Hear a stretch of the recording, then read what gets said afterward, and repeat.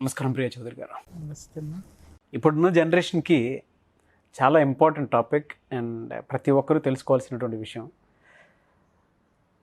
Marital లైఫ్లోకి ఎప్పుడైతే enter అవుతారో కొంతమంది అంటే భార్యాభర్తలు కలిసి ఫ్రీ టైం దొరికిందనుకోండి, గత తాలూకు అనుభవాలు ఏదైతే ఉంటారో కొంతమంది చెప్పుకోవడానికి ఇంట్రెస్ట్ చూపిస్తారు, కొంతమంది ఏమో సిగ్గుపడతారు, కొంతమంది బ్యాడ్ అయితే చెప్పుకోవడానికి ఇంట్రెస్ట్ కూడా చూపించరు.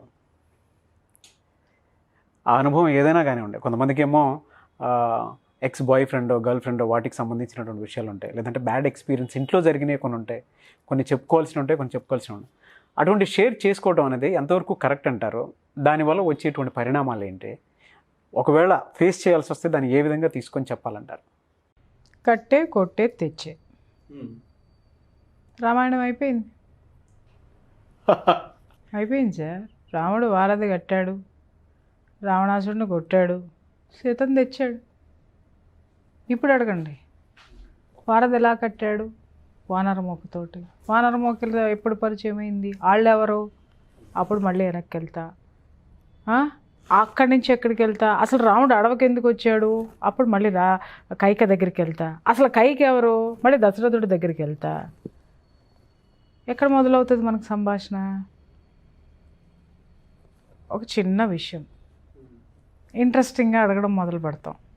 ఏం చెప్తారు? నాగరాజు గారు హ్యాపీగా సాయంత్రం పూట బాల్కనీలో కూర్చొని విద్య గారు ఒక కాఫీ ఇచ్చి 2 బజ్జీలు ప్లేట్లో పెట్టి తెచ్చిస్తే, సూపర్ అబ్బా, అసలు ఈ బజ్జీలు నేను డిగ్రీలో ఉన్నప్పుడు రా విద్య అక్కడ కూర్చొని మా కాలేజ్ ఎదురుగుండా ఉంటే నేను పలానా ఐశ్వర్యరాయ్ ఇద్దరం తినేవాళ్ళం. సూపర్.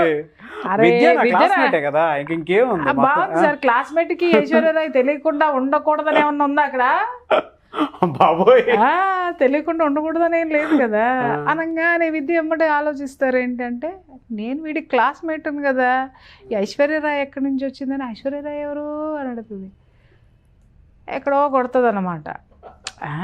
క్లాస్మేటే కదా అని చెప్పేసి చదని, ఐశ్వర్యరాయ్ నీకు తెలవదులే, మంచి ఫ్రెండు, మంచి ఫ్రెండు అనగానే అవునా అనగానే ఓహో అనేసి ఆవిడ ఊరుకుంటారు. అయిపోయిందా? ఆవిడ మనసులో ఈ ఐశ్వర్యరాయ్ ఎవరో బయటికి తీయాలి, ఖచ్చితంగా తీయాలి. ఎందుకు అనంటే అక్కడ తన కాంపిటేటివ్ పర్సనాలిటీ కదా. ఆ ఐశ్వర్యరాయ్ ఎవరు చివరికి చూస్తే ఐశ్వర్యరాయ్ ఎవరు, ఏ ఫ్రెండ్, ఏ వయసు అనంటే మా లెక్చరర్ అని చివరికి మీరు చెప్పారనుకోండి, తుస్సుమంటుంది.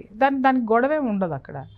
ఆ లెక్చరర్ కాకుండా మా ఇంటి పక్కన ఉండేదిలే, లేకపోతే మా అక్కాళ్ళ ఊరు వెళ్ళినప్పుడు ఉండేదిలే. మీ అక్కాళ్ళ ఊరికి విద్య రాదుగా, మీ ఊళ్ళో ఉన్న కాలేజీకి వచ్చింది కానీ మీ అక్కాళ్ళ ఊరికి రాలేదు కదా పాపం ఆవిడ. మరి అక్కాళ్ళ ఊర్లో ఉన్న ఫ్రెండ్ గురించి చెప్తే బుర్ర ఏమవుతుంది? బుర్రలో ఏం జరుగుతుంది సార్? జోరి పురుగు తొలుస్తానే ఉంటుంది కదా. అప్పుడు మీ అక్క దగ్గరికి వెళ్ళి కూర్చుంటుంది. వదినా మరి ఏంటి ఐశ్వర్యరాయ్ అంటే ఎవరున్నారు, వీడికి అంత సీన్ ఉందా అని అడిగింది అనుకోండి. ఆవిడ అబ్బా చెప్తుంది, అరే వాళ్ళిద్దరు పెళ్లి చేసుకోవాలనుకున్నారా అందనుకోండి. ఇంకా అనగానే స్టోరీ మొత్తం అక్కడ వస్తుంది. మీరు ఎక్కడ మొదలు పెట్టారు? బజ్జీలు బాగున్నాయి, అయిపోయిందిగా, అయిపోయింది. ఐశ్వర్యరాయ్ ఎందుకు వచ్చింది మధ్యలో అంటే ఆనందం మీకు బజ్జీలు చూడంగానే. అంటే అక్కడ ఏంటి, మీ భార్య దగ్గర మీరు మీ గొప్ప చెప్పుకుందామని చెప్పేసి అని గవాల్ని నోరు జారారు. ఓకే, అంతవరకు బాగానే ఉంది, ఎవరు అన్నంతవరకు బాగానే ఉంది. కానీ తను మీ లైఫ్లో ఏం జరిగింది అనేటటువంటి క్యూరియాసిటీ ఎప్పుడైతే మొదలవుతుందో మీ జీవితంలో ఉన్నాయి తరచి తరచి తరచి చూడడం అనేది మొదలవుతుంది. అది ఐశ్వర్యరాయ్ విషయంలోనే ఆగిపోదు. ఇంకెంతమంది కల్పనారాయ్ అన్నా, లేకపోతే ఇంకేదన్నా రాయిందా, ఇంకేదన్నా రప్పుందా, మొత్తం ఎతకటం అనేది మొదలు పెట్టేస్తూ ఉంటారు.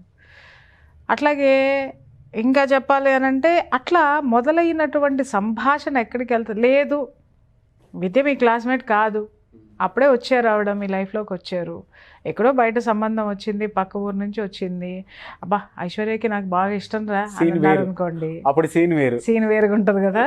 అప్పుడు మీరు ఏం చెప్తారంటే అనగానే అవునా ఇట్లాంటివి కూడా ఉన్నాయా అని అనగానే అసలు అబ్బో అసలు ఆవిడ ముందు మీరు ఎంత రొమాంటిక్ గాయో రొమాంటిక్ మ్యానో తెలియాలి అనేసి ఓ రెచ్చిపోయి చెప్తా ఉంటారు. విషయం ఏంటంటే మిరపకాయ బజ్జీ మీరు తింటున్నారు, కారం ఇక్కడ మొదలవుద్ది. అర్థమైందా? కానీ మీరు దేంట్లో ఉంటారు? కారం మీకు రాదు సార్, ఎందుకంటే మీరు ఆ జ్ఞాపకాల్లో ఉంటారు కదా, ఐశ్వర్యరాయ్ జ్ఞాపకాల్లో ఉండి రెచ్చిపోతూ ఉంటారు మీరు. బట్ కారం ఇక్కడ, రైట్? సరే, అది ఒక సెక్టర్.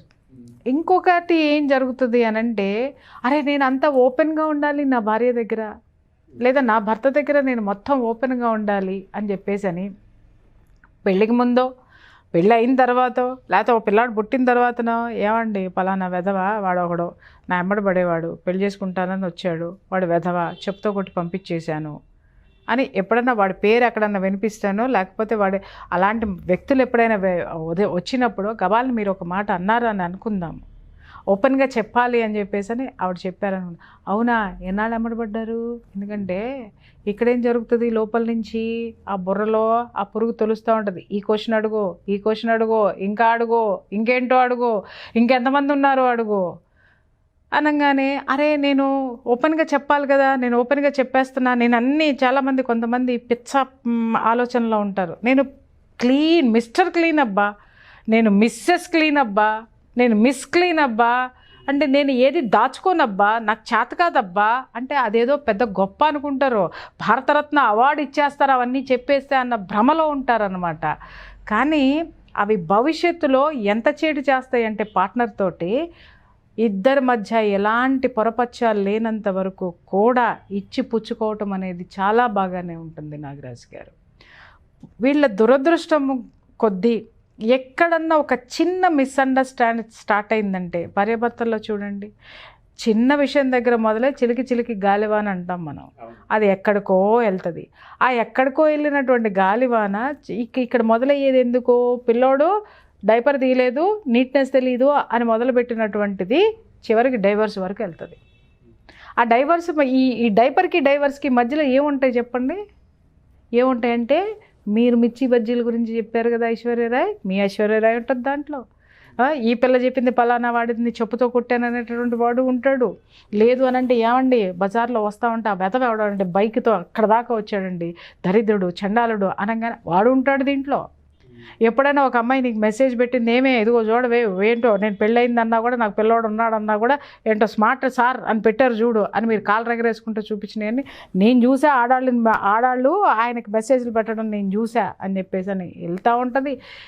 ఈ మధ్యలో మీరు ప్రేమగా ఉన్నప్పుడో, అండర్స్టాండింగ్లో ఉన్నప్పుడో, లేకపోతే ఎప్పుడున్నప్పుడో చెప్పుకున్నటువంటి ఈ విషయాలన్నీ కూడా ఎవరిని వాళ్ళు గొప్పగా ప్రూవ్ చేసుకోవడానికి, ఎదుటివాడిని ఎదవ కింద చూపించడానికి ఇవన్నీ కూడా ప్లస్లు అవుతాయి.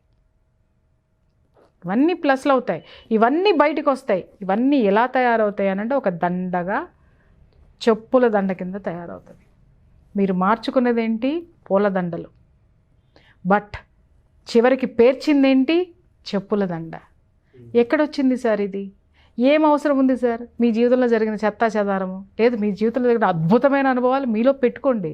ఎవరికి కావాలి అది? పెళ్ళానికి చెప్పేసి పెళ్ళాని దగ్గర రొమాంటిక్గా ఉండాలనో, లేకపోతే పెళ్ళాం ఎక్కడన్నా ఏదన్నా బాగాలేదు అని అంటే పెళ్ళాన్ని పించి చేయడానికో, లేకపోతే వేధించడానికో నువ్వు చెప్పావు.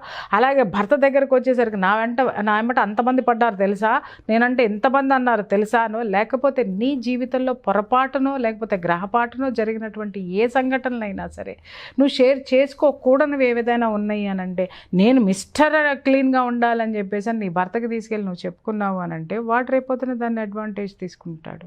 మరి ఏవి షేర్ చేయాలి, ఏవి షేర్ చేయకూడదని? కొట్టే తెచ్చే అబ్బా, ఇంకంతే. అంతే. ఏంటి రాముడు వరద కట్టాడబ్బా, రావణాసురుడు కొట్టాడు, చేతం తెచ్చేసుకున్నాడు. రాముడు వరద కట్టాడు నాకు తెలీదు, మా అమ్మమ్మ చెప్పింది చెప్పా.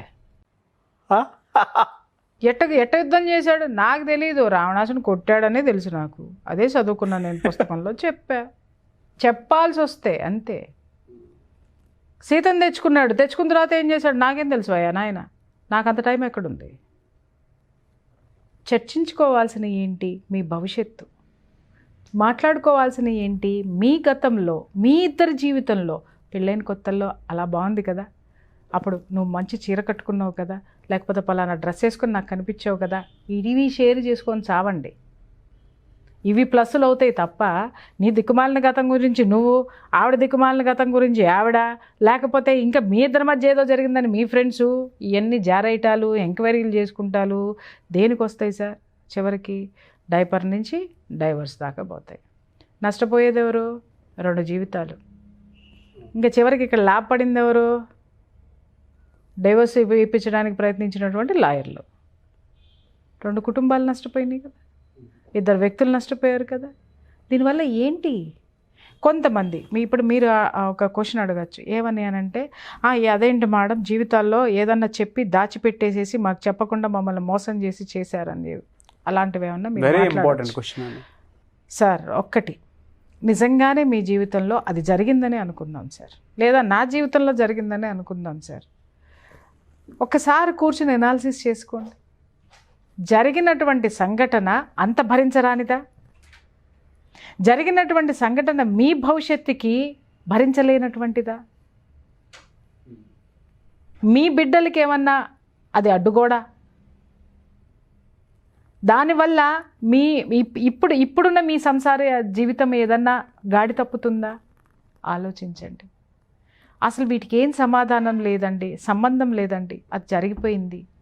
దాంట్లో మావిడ ప్రమేయం ఉన్నా రియలైజ్ అయింది, లేదు బయటపడింది, లేదు వదిలించుకుంది, లేదు నన్ను కావాలనుకుంది. స్వీకరించండి, స్వీకరించండి. మీరేం పెద్ద పత్తిత్తులేం కాదు కదా. ఎందుకంటే ఏ ఆడదానికైనా ఏ మగాడికైనా ఇప్పుడున్నటువంటి లైఫ్ పార్ట్నర్ వస్తుంది అనేది ఎవరికీ తెలియదు సార్. ఎవరు జీవిత భాగస్వామి అవుతారో ఎవరికీ తెలియదు. కాబట్టి పెళ్ళికి ముందు మీకేం సంఘటనలు ఉంటాయో, పెళ్ళికి ముందు నా జీవితంలో ఏం సంఘటనలు ఉంటాయో, పెళ్ళికి ముందు వాడి జీవితంలో ఏం సంఘటనలు ఉంటాయో ఉంటాయి. ప్రతి ఒక్కళ్ళకి ఒక జీవితం అనేది ఉంటుంది. దాన్ని పెళ్ళి అయిన తర్వాత క్యారీ చేయకండి. పొరపాటో గ్రహపాటో లేదు, ఒకళ్ళని ప్రేమించారు, పెళ్లి చేసుకుందాం అనుకున్నారు, కులాలు వేరు, పెద్దాళ్ళు వద్దన్నారు, నోరు మూసుకున్నారు, పెళ్లి చేసుకున్నారు, అయిపోయింది. మీకు నచ్చలేదు, అరే నువ్వు నాకు చెప్పలేదు, వాడిని ప్రేమించావు, నువ్వు నాకు ద్రోహం చేసావు, నువ్వు అట్ట చేసావు, వాడితో అక్కడికి వెళ్ళావు, ఇక్కడికి వెళ్ళావు, అది చేసావు, ఇది చేసావు, సినిమాలకు వెళ్ళావు, షికార్లకు వెళ్ళావు, ఇవన్నీ తీసుకొచ్చావు నువ్వు. ఏమవుతుంది? నీకు 2వ పెళ్ళి అవుద్ది. అమ్మాయి జీవితం రోడ్డు మీద పడుతుంది. నీ దిక్కుమాలిన జీవితానికి ఒక ఆడదాన్ని రోడ్డు మీద పడేయాల్సిన అవసరం ఉందా? నువ్వేమన్నా పోటుగడివా? ఒక ఆడపిల్ల జీవితంలో ఒక నష్టం జరిగింది, ఇట్స్ ఓకే, నేను ఇంకా బాగా చూసుకుంటాను అనేటటువంటి ఉన్నతమైనటువంటి మనసు నీలో లేదా? ఉండదా? ఉంటుంది.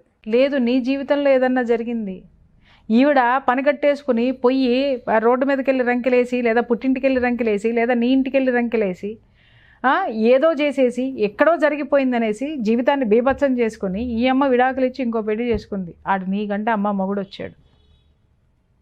జీవితం దౌర్భాగ్యమేగా. ఏం సాధిస్తారు మీరు?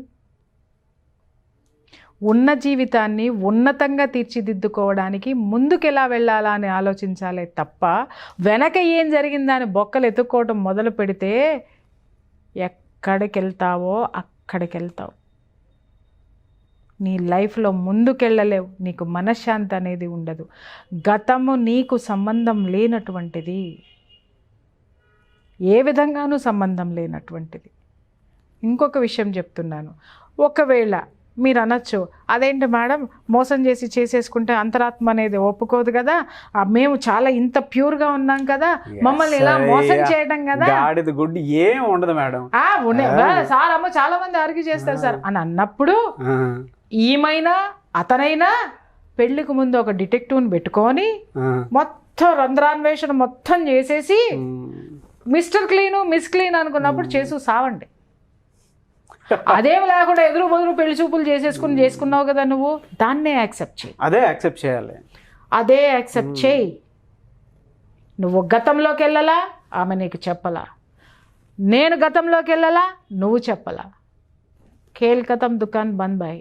అక్కడ నుంచి బ్యూటిఫుల్ లైఫ్ లీడ్ చేయండి. గతాన్ని తవ్వుకొని మనశ్శాంతి లేని జీవితాలు, పైగా ఎలా అయిపోతారంటే వీళ్ళిద్దరు జనాలకి బఫూన్లు అయిపోతారండి. ఎందుకంటారేమో ఈవిడ ఆత్మసంతృప్తి కోసమో ఈవిడ ఓదార్పు కోసమో 10 మంది దగ్గర పోతూ ఉంటుంది. వాడి ఫ్రెండ్స్ దగ్గరకో, లేకపోతే ఈమె ఫ్రెండ్స్ దగ్గరకో, ఈమె బంధువుల దగ్గరకో, ఈమె అన్నల దగ్గరకో, ఈమె తమ్ముళ్ళ దగ్గరకో పోయి ఇది పెచ్చదవుద్ది, బఫూన్ అవుతుంది. ఎందుకంటే వాళ్ళ జీవితాల్లో ఇవి ఉన్నాయని తెలియదు. అప్పటి వరకు వాళ్ళు పైన ఏం చూస్తారు, బ్యూటిఫుల్ కపుల్ అనుకుంటారు, చాలా మంచి ఫ్యామిలీ అనుకుంటారు, అబ్బో అద్భుతం అనుకుంటారు. తీసుకెళ్ళి నువ్వే నాశనం చేసుకుంటున్నావు నీ జీవితాన్ని. అలాగే ఈ పెద్ద మనిషి ఏం చేస్తాడు, బామ్మర్దికి ఫోన్ చేస్తాడు, బావకు ఫోన్ చేస్తాడు, లేకపోతే పక్కింటి అమ్మకు ఫోన్ చేస్తాడు. అంటే ఇది దిక్మాల చెల్లెళ్ళు కొంతమంది ఉంటారు, లేకపోతే అన్నలు కొంతమంది ఉంటారు, బావలు బామ్మర్దులు కొంతమంది ఉంటారు, వాళ్ళందరికీ ఫోన్లు చేస్తాడు. ఫ్రెండ్స్ మందు బాటిల్ కూర్చోబెట్టి ఫ్రెండ్స్ మొత్తానికి రివీల్ చేస్తాడు. నేను ఒక్క విషయం అడుగుతున్నాను సార్, పార్ట్నర్స్ ఎవరైనా సరే, భార్య అయినా సరే, భర్త అయినా సరే, మీరు ఓపెన్ చేసే బాటిల్ మూత ఓపెన్ చేయగానే గబ్బు ఎట్లా అయితే మొత్తం వ్యాపిస్తుందో, ఆటోమేటిక్గా మీ నోట్లో నుంచి బయటకు వచ్చినటువంటి మీ యొక్క కుటుంబం యొక్క సీక్రెట్, మీ పార్ట్నర్ యొక్క సీక్రెట్ మాత్రమే, వాళ్ళని మాత్రమే మీరు వాళ్ళ తప్పుల్ని మాత్రమే బయట పెడదామని అనుకుంటున్నారు. కానీ ఇండైరెక్ట్గా ఆ ఎఫెక్ట్ మీకు కూడా ఉంటుంది. 100% అండి. మీ కెరీర్ మీద ఉంటుంది, మీ గ్రోత్ మీద ఉంటుంది.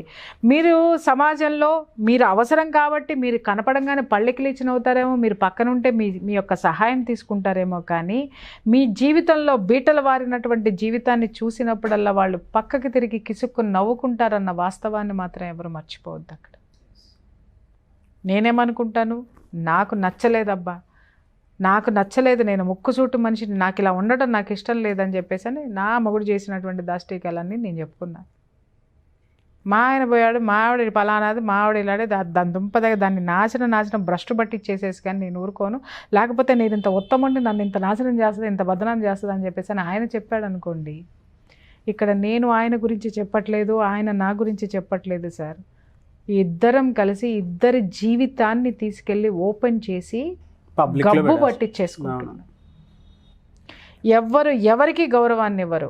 సమాజము, సంఘము, మనుషులు ఎవరికి ఇష్టమైనటువంటి రీతిలో వాళ్ళు తీసుకుని వాడేసుకుంటారు. ఈ యొక్క సత్యాన్ని గుర్తుపెట్టుకోండి. దయచేసి గతాన్ని చూడొద్దు, భవిష్యత్తు గురించి భయపడద్దు. వర్తమానం ఏముందో దాన్ని ఎంజాయ్ చేయటం నేర్చుకోండి, దాన్ని ప్లాన్ చేయండి, అది భవిష్యత్తు చూపిస్తుంది. దీన్ని ఎంజాయ్ చేయండి, గతాన్ని మరిపించేస్తుంది. ఇది వాస్తవం. ఉన్నటువంటి పరిస్థితి, ఉన్నటువంటి స్థితి వాస్తవం. కాబట్టి ఓపెన్ అవ్వాలి, చెప్పుకోవాలి అని అంటే చెప్పుల దండే అవుతుంది. చివరికి అన్నీ ఉన్నంత వరకు బాగానే ఉంటుంది సార్. ఇవాళ రేపట్లో మనుషుల్లో స్వార్థాలు పెరిగిపోయినాయి, ఇండివిజువల్ లైఫ్లు పెరిగిపోయినాయి. ఎవడికాడు ఈజీగా తుంచుకుని వెళ్ళిపోదాం అనుకునేటటువంటి ఇప్పుడున్నటువంటి ఈ బంధాలు చాలా జాగ్రత్తగా కాపాడుకోవాల్సినటువంటి అవసరం ఉంది. మీరనొచ్చు తప్పుడు పనులు చేసేసి నోరు మూసుకొని కూర్చొని దాచేసుకోవచ్చా అని. మాట్లాడినంత తేలిక కాదు సార్. సంసారాల్ని నిలబెట్టే ప్రయత్నం ఇక్కడ నేను చేస్తున్నా. తప్పులు అని మాట్లాడకండి, అది గతం. తప్పు అని మాట్లాడే రైట్ నీకు లేదు. అక్కడున్న పరిస్థితులు ఏ విధంగా ఉండేవో కూడా ఏ విధంగా ఉన్నాయో తెలియదు. ఎందుకంటే నువ్వేం సూపర్ హీరో కాదు, ఇలా వచ్చేసేసి కాపాడేస్తావు అనుకుంటారు. నువ్వు ఏడున్నావో ఎవడికి తెలుసు, నువ్వు ఎవడికి తెలుసు, ఎవరికి తెలియదు. కాబట్టి ఎవడి గతం మీద ఎవడికి హక్కు లేదు. ఎవడి గతాన్ని ఎత్తి చూపించేటటువంటి రైటు భార్యాభర్తల్లో ఎవరికి లేదు. సార్, మన రామాయణ భారతాలన్నీ ఏం చెప్తాయి సార్? ఆ సంఘటన ఎలా జరిగిందో దాన్ని యాజ్ ఇట్ ఈజ్గా తీసుకోవడమే మన యొక్క పురాణాలు చెప్తాయి. చాలామంది ఇష్టం వచ్చినట్టు మాట్లాడతారు. ద్రౌపదికి ఇంతమంది భర్తలా, లేకపోతే రామాయణంలో రాముడు సీతను అనుమానించాడా, ఇవన్నీ మాట్లాడతారు. నిజంగా వాటి కరెక్ట్ విశ్లేషణ చేసుకుంటూ వెళితే ఇప్పుడు మనం మాట్లాడుకున్నటువంటి ఈ పాయింట్స్ అన్నీ కూడా మనకు దాంట్లో కనపడతాయి. రాముడు సీతను అనుమానించాడు సార్. దేనికోసం అనుమానించాడు? ఆ రోజు సీత బాధపడింది. ఏమయ్యా, నేను సీతని, నీ భార్యని, నన్ను దూకమంటున్నావా, మంటల్లో దూకమంటున్నావా? నువ్వు ఒక మహారాజువి, నువ్వు ఒక శౌర్యుడివి, నువ్వు ఒక పరాక్రమవంతుడివి, నేను నీలో సగభాగాన్ని, లేదా నేను నీలో ఉన్నటువంటి ఆత్మని అని చెప్పేసి ఆవిడ ఒక తిరస్కారమైనటువంటి చూపు, జాలితో కూడినటువంటి చూపు, అలాగే అతన్ని పించి చేసేటటువంటి ఒక షార్ప్ చూపు చూస్తుంది ఆయన్ని. ఆయన ఏం మాట్లాడు, అలాగే నిశ్చలంగా ఉండి సీత కానీ అంటాడు. ఈ విషయము సీతాదేవి ఎప్పుడు గ్రహిస్తుంది అనంటే పట్టాభిషేకం జరిగిన తరువాత చాకలవాడు ఎప్పుడైతే ఆమెను అనుమానిస్తాడో ఆ రోజున గ్రహిస్తుంది. ఆ రోజున గ్రహిస్తుంది నా రాముడు ఆ రోజు ఎందుకు అగ్ని ప్రవేశం చేయమన్నాడు, తన కోసం కాదు లోకం కోసం. రాముడు ఎందుకు చేయమన్నాడు అనంటే అది గనక జరిగి ఉండకపోతే ప్రతి ఒక్కడూ కూడా ఈ సీతాదేవితోనే తన భార్యను పోలుస్తాడు. తన భార్య ఎంత ఉన్నతురాలో ప్రూవ్ చేయటం కోసము ఆయన ఆ సంఘటనని ఆ రోజు ఆ పరిస్థితుల్లో అది చేయడం జరిగింది. ఆమెను అడగడం జరిగింది, అగ్ని ప్రవేశం చెయ్యమని అడగడం జరిగింది. కానీ అన్ని జాగ్రత్తలు పడినా కూడా లోకం నమ్మలేదు సార్. ఏమో ఎవడు చూశాడు అని అంటాడు. అవును, అది జీవితం. ప్రాక్టికాలిటీ మన పురాణాలు చాలా చెప్తాయి. సో అక్కడ గతంలోకి వెళ్ళిపోయాడు రాముడు. ఏది అతను సీతాదేవిని అనుమానించాడు అనగానే గతంలోకి వెళ్ళిపోయి ఇమ్మీడియట్గా సీతాదేవిని తీసుకొని వెళ్ళిపోయి అడవుల్లో ఎందుకు పెడతాడు సార్? దేనికోసం అంటే ఇదే సీతాదేవిని నా భార్య, నేను కట్టుకున్నాను, నా ధర్మపత్ని, నేను ఉన్నంత వరకు ఉంటుంది, నా ప్రాణము నేను విడవను అని వేదమంత్రాల సాక్షిగా నేను ప్రమాణం చేశాను అని చెప్పేసి ఆమెను కనుక ఆయనతో పాటు ఉంచుకొని ఉండి ఉన్నట్టయితే ఈరోజు సీతమ్మ గొప్పతనం గురించి మనం మాట్లాడే వాళ్ళం కాదు, రామాయణం గురించి మనం మాట్లాడుకునే వాళ్ళం కాదు. ఎందుకు అంటే ఆమె అదే అంతఃపురంలో ఉన్నట్టయితే ఆ రాజ్యం మొత్తం సీతమ్మ యొక్క గుణగణాల గురించి చాకలివాడు ఏం మాట్లాడాడో మిగిలిన వాళ్ళందరూ అదే మాట్లాడేవాళ్ళు. మాట అనుమానం అనేది ఆ యొక్క పదము ఆ అవమానకరమైనటువంటి పదాలు మనసులో నుంచి బయటికి ఒకళ్ళ నోట్లో నుంచి బయటకు వచ్చినాయి అంటే ఎంతసేపు సార్? నెగిటివ్ అనేది మనిషి ఎంతలో తీసేసుకుంటారు. Negative it is just like a magnet అండి. టక్కున ఆకర్షించేస్తుంది 10 మందిని. ఎమ్మటే ఆమెని నిండు గర్భవతి ఆ సిచ్యుయేషన్లో ఆవిడ మానసికమైనటువంటి ఆ బాధలు పడకూడదని చెప్పేసి ఆయన తరలించేశాడు అక్కడి నుంచి. క్షోభ ఆయన పడలేదా? మరి ఆయన పంపించేసిన తర్వాత అప్పుడు బహుభార్యత్వం ఉంది, బట్ ఆయన ఇంకో పెళ్లి చేసుకోవాలి కదా, చేసుకోలేదే. ఆమె ఎక్కడ ఎంత ఒంటరితనం అనుభవించిందో ఈయన కూడా అదే ఒంటరితనాన్ని ఈయన అనుభవించలేదా? రాముడి కంటే గొప్పవాళ్ళు అయ్యా వీళ్ళు? చెప్పండి. రాముడు మాట్లాడితే సినిమాలో డైలాగులు రాస్తారు, ఆ రైటర్ని చెప్పుతో కొట్టాలనిపిస్తుంది నాకైతే. రాముడు అనుమానించలేదా సీతని? రామాయణంలో సీత అనుమానించబడింది అని చెప్పేసి అని. ఒరే నాయన, రాముడు అనుమానించలేదురా. అనుమానించే జనాలకి ఆయన చెప్పాడు ఏంటి అనేది. ఆ సీతను ప్రొటెక్ట్ చేసుకున్నాడు ఆయన. అది గమనించాలి మనం ఇక్కడ. ఈజీగా ఈ మధ్య చాలామంది జనాలకి ఏందో సార్ రాముడి యొక్క క్యారెక్టర్ని చాలా ఈజీగా తీసి పడేసేసి చాలా తేలిగ్గా మాట్లాడడం అనేది నేర్చుకున్నారు. చాలా పొరపాటు. రామాయణం చదివారు అసలు ఎవరైనా? సార్ నేను ఇప్పటికీ 2 సార్లు చదివి ఉంటాను సార్. అంటే అంత సంపూర్ణ రామాయణం, వాల్మీకి రామాయణం చదవడం అనేది నాకు అది ఒక్కొక్క పేజీ చదవడానికి అర్థం చేసుకుంటానికే నాకు ఒక పేజీకే వారం రోజులు పడుతుంది. అంటే 2 సార్లు చదివానంటే అర్థం చేసుకోండి. అంటే అంతా ఉంటుంది సార్ దాంట్లో. మనం ఇలా చదువుకుంటూ వెళ్ళిపోతే రామాయణం కాదు, ప్రతి పేజ్లో ఎన్నో పరమార్థాలు ఉంటాయి. అది అర్థం చేసుకుంటానికి అంత టైం పడుతుంది. వీళ్ళు ఆ పుస్తకం ఎట్టుంటుందో తెలియదు, ఆ రామాయణంలో ఏముందో తెలియదు. ఒక్కొక్కళ్ళు ఏం స్టేట్మెంట్లు ఇస్తారు సార్, రాముడి మీద స్టేట్మెంట్లు ఇచ్చేస్తాడు, ఆ రామాయణం గురించి మాట్లాడేస్తారు. తప్పు సార్ అది. మనము ఒక మహాత్ముల గురించి మాట్లాడేటంత గొప్పవాళ్ళం మనం ఎప్పుడు కాదు. వాళ్ళ గొప్పతనాన్ని చెప్పడానికి మాత్రమే ఈ నాలుక ఉంది, అది గుర్తుపెట్టుకోవాలి. డెఫినెట్గా. కాబట్టి ఎప్పుడూ కూడా గతం ఏంటి,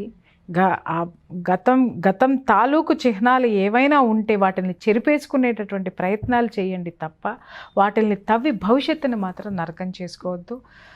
నాకు తెలిసి ఒకడి గతం ఒకడికి తెలియాల్సిన అవసరం లేదు సార్. అది ఒకవేళ భయంకరమా అని అనుకుంటే ఎవరి డెసిషన్ వాళ్ళు తీసుకోండి. అంతేకాని దానికోసం ఒకళ్ళనొకళ్ళు అవమానించుకోవాల్సినటువంటి అవసరం లేదంటాను నేను.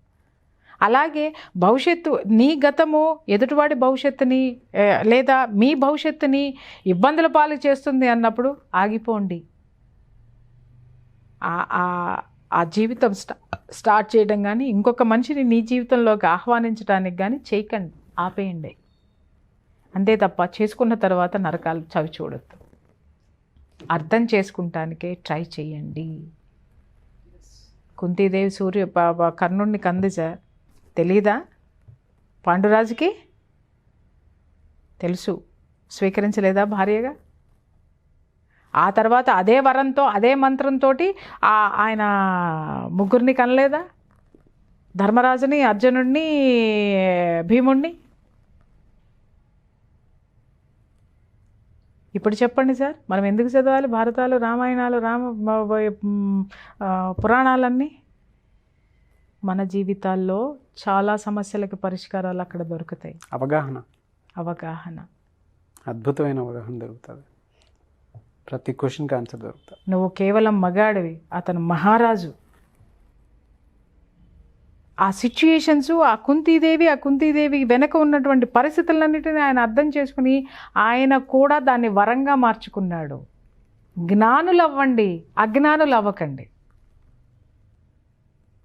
గతం తెలిసిన తర్వాత జ్ఞానంతో ఆలోచించండి, అజ్ఞానంతో జీవితాలు నాశనం చేసేసుకోకండి. వర్తమానం చాలా ఇంపార్టెంట్ అండి. ఎస్, నిజంలో ఉండండి, వాస్తవంలో ఉండండి. వాస్తవంలో ఉండడం అంటే వర్తమానంలో ఉండడమే.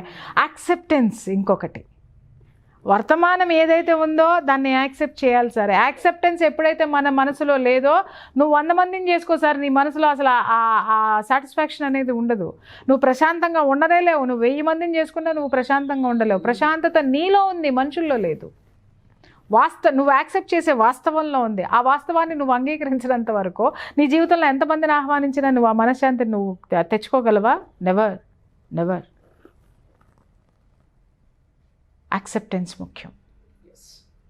సో గతం కావాలా, గతకాలపు జ్ఞాపకాలు కావాలా అంటే జ్ఞాపకాలు ఇదిగో వెన్నెల్లో పడుకొని కళ్ళు తెలుసుకొని నీకు నువ్వు తలుసుకో. ఒకవేళ పొరపాటున భార్యను కానీ భర్తని భార్య కానీ అవమానించిన కర్మ రిపీట్ అవుతుందన్న ఖచ్చితంగా. సార్ కర్మ రిపీట్ కాదు సార్, కర్మ రిపీట్ కాదు, కర్మ అప్పటి నుంచే మొదలవుద్ది. కర్మ స్టార్ట్ అప్పుడే. ఎందుకంటే వీడి బతుకి చచ్చేదాకా మనశ్శాంతి ఉండదు. అవును, వీడు ఇంకొకళ్ళ మనశ్శాంతిలో పెట్టడం అదే కర్మ, ప్రారబ్ధ కర్మ.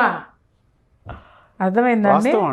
ప్రారబ్ధ కర్మ అనమాట అది. వాడు తెచ్చుకున్నది అది. సో దాంట్లో పోతూ ఉంటాడు. కాబట్టి చూడండి నాన్న, అందరూ కూడాను ఏంటంటే ఓపెన్గా ఉండాలని ఇవాళ రేపట్లో చాలామంది పిల్లకాయలు, ఇందాక మనం ఒక ఎపిసోడ్ మాట్లాడుకున్నాం, ఏంటది, ఏమన్నా ఎంగేజ్మెంట్ల వరకు వచ్చి ఎందుకు పోతున్నాయండి అని చెప్పేసి అని మాట్లాడుకున్నాం కదా. మాట్లాడుకు వస్తున్నారు. నీకు ఎంతమంది బాయ్ ఫ్రెండ్లు ఉన్నారు, పర్లేదు నాతో చెప్పుకో, నేను షేర్ చేసుకుంటాను కదా. అబ్బా నాది చెప్పుడు, పర్వాలేదు చెప్పు, నీకు ఎంతమందితో ఫ్రెండ్షిప్ ఉందని చెప్పడము, ఆయమ్మ చెప్పేయడము, చివరికి చిరిగి ఏమవుతుంది, వివాహ ఆహ్వాన పత్రిక చిరుగుతుంది. కాబట్టి పిచ్చ నాటకాలు ఆడకండి, పిచ్చ ఆలోచనలో ఉండకండి.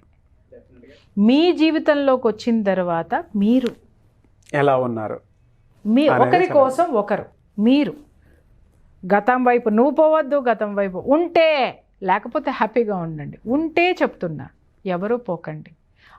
అది తప్పు. ఒక జీవితంలోకి వచ్చిన తర్వాత గతానికేసి వెనక్కి తిరిగి చూశారనుకోండి, క్షమించరాని నేరం నన్ను అడిగితే. అది తప్పు. ఆ తప్పులు చేసినప్పుడు బేఫికర్గా మీ దారి మీరు చూసుకోండి, ఎవరి దారి వాళ్ళు చూసుకోండి. ఎందుకంటే అది కూడా మనశ్శాంతి లేని జీవితం సార్. నీకోసం ఒక వ్యక్తి ఉన్నప్పుడు నువ్వు గతంలోకి నువ్వు పోతే ఇక్కడ ఉన్న వాళ్ళు ఏం చేయాలా? పర్వాలేదు, ఆ విషయంలో గోప మీద కొట్టండి, డౌట్ దాంట్లో ములాజ్ లేదు. Thank you so much Priya Chaudhary గారు.